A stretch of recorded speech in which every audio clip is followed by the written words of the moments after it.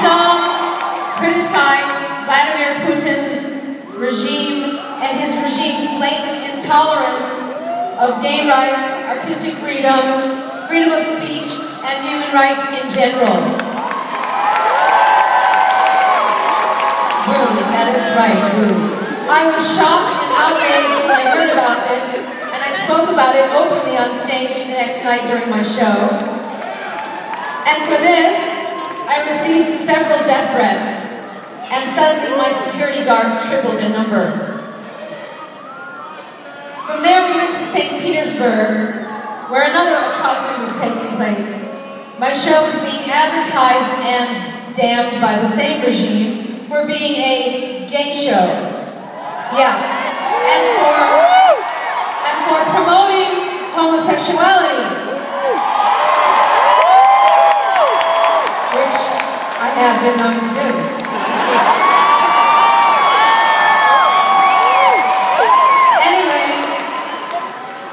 All the people performing in my show, working in my show, including myself, were threatened and told that we may be arrested if we were seen encouraging this gay behavior in my show.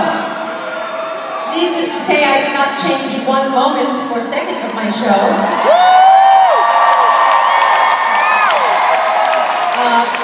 And I was not arrested. Unfortunately, I was sued for $1 million for this criminal act, and 87 members of my audience were arrested for openly displaying more gay behavior. Okay? Whatever that means. Boo. Okay, boo. That's all. 1, 2, 3. Boo. Okay, so now here we are, 2 years later. Pussy Riot is out of jail.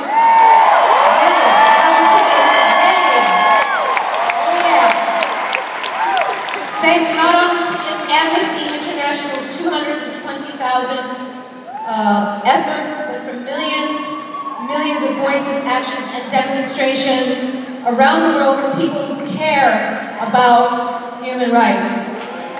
Thank you.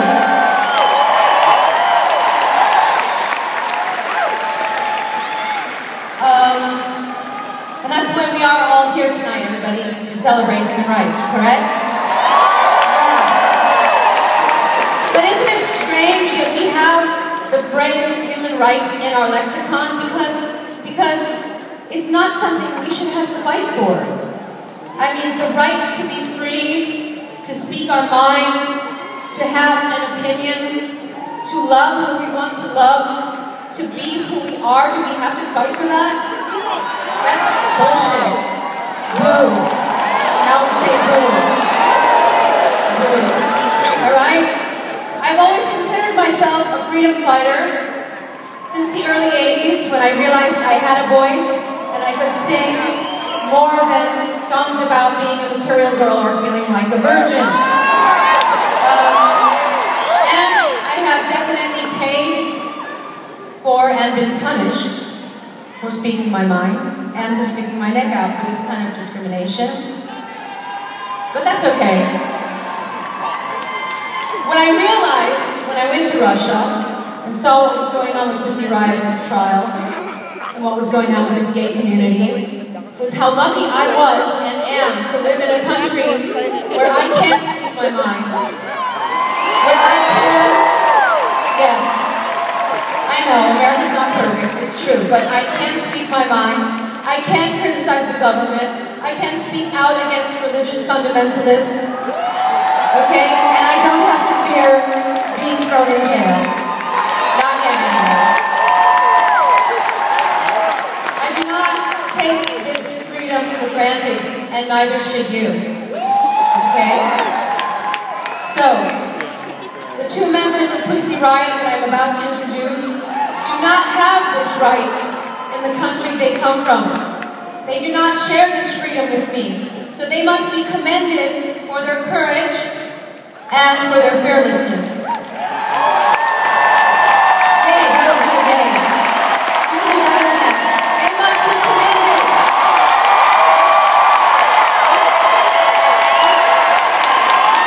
for their willingness to fight for what they believe in, regardless of the consequences.